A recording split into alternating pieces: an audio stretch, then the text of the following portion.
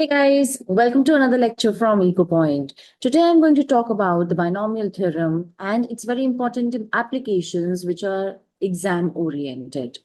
So what is binomial expansion? For any non-negative integer, the binomial expansion a plus b to the power n, so the integer we're talking about is n, is equal to summation NCK combinations, that is selection a to the power n minus k into b to the power k, where k can go from 0 to n. So if you just expand it, what you basically get is NC0, you're selecting 0 out of n, a to the power n, b to the power 0, plus NC1, a to the power n minus 1, b to the power 1, plus nc2, a to the power n minus 2, b to the power 2, so on and so forth, ncn, a to the power 0, b to the power n. So k is called the index here. K is called the index. And these are what you can see, a to the power n minus k, b to the power k. These are powers of a and b. Binomial theorem has a lot of applications. It has applications in algebra. It has applications in probability theory. It has applications in combinatorics, and also many times for simplifications here and there. In calculus also, binomial theorem is used widely. Let me just give you some examples, exam-oriented examples actually, with which you will be pretty well prepared in this concept. The first typical kind of questions: number of terms in expansion of some binomial you would be given. So what is the number of terms in the expansion of a plus b to the power 5? Now that you know what binomial expansion exactly is, you can yourself figure it out. So if we have to the power n, we are going till ncn, starting from 0. So how many terms do we have? We have n plus 1. So therefore, if I am given the options 4, 5, 6, 7, the correct answer will be 6, because you have n is 5. So therefore, number of terms is n plus 1, which becomes 6. Next question. Find the middle term in the expansion of x plus 2y to the power 6. We know how to expand this, right? So your options are, is it 6x cubed into 8y cubed? Is it 20x cubed into 8y cubed? Is it 15x cubed into 8y cubed? Is it 10x cubed into 8y cubed? Well, in order to solve this question, you have to again understand that you have x plus 2y to the power 6. So therefore, you have 6 plus 1, that is 7 terms. If you have 7 terms, then that means the middle term is basically the fourth term. So you have to actually find out for the fourth term.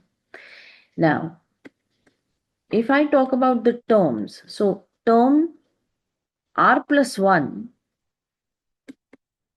general term, is 6cr, x 6 minus r here, since n is 6, into 2y to the power r. All right. We are looking for the fourth term. So we are looking for T4. T4 is basically T3 plus 1, right? So your r is 3 here. Because remember, it starts from NC0.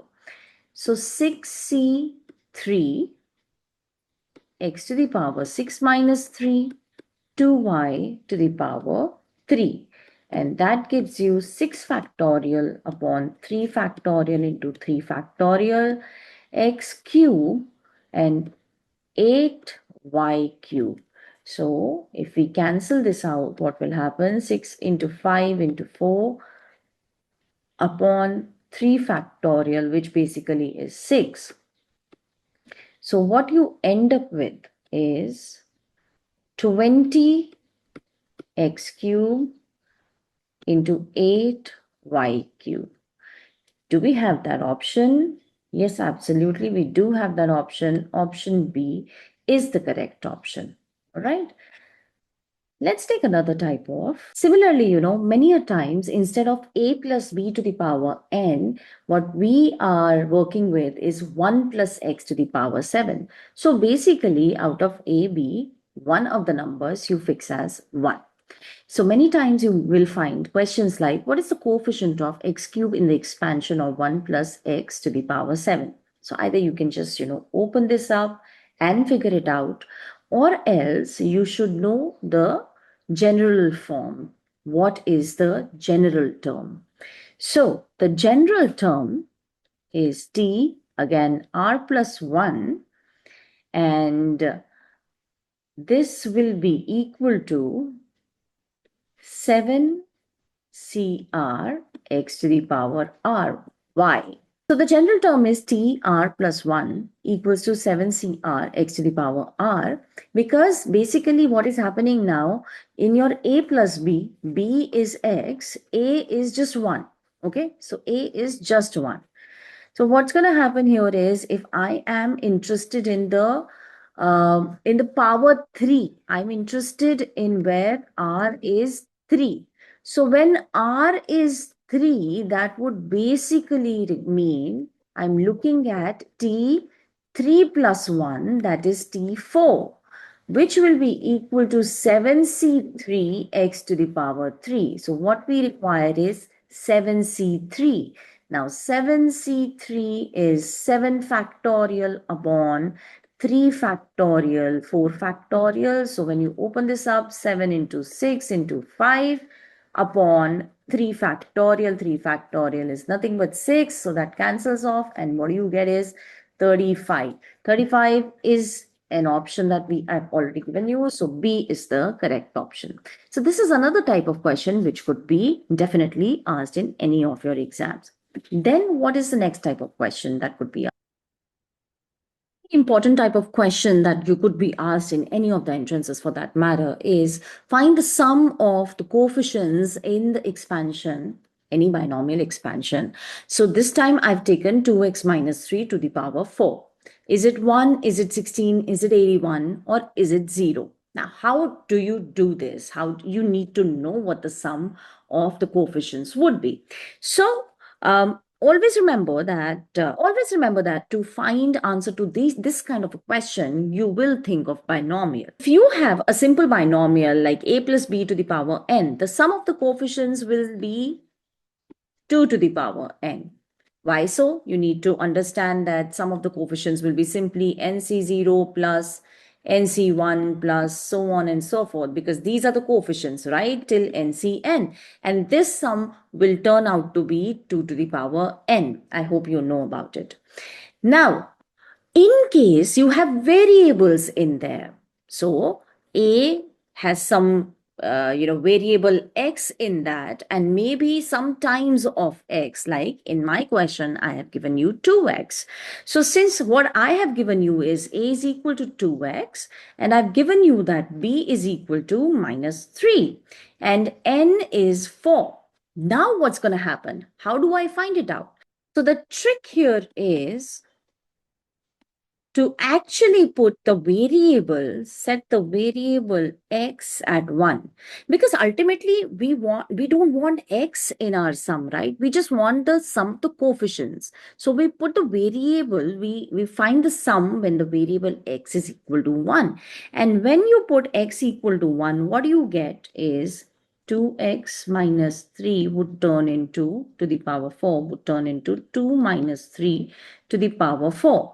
And 2 minus 3 to the power 4 will give you minus 1 to the power 4, and that is 1. So the sum of all the coefficients will turn out to be 1. So this is how you are tested on the concept of binomial theorem. If a direct question comes, it would be either, what is the coefficient of a certain power? It could be the total number of terms that you will have. It could be the sum of the coefficients. So these are the three major things that could be asked. I hope this will really help you out. Thank you so much.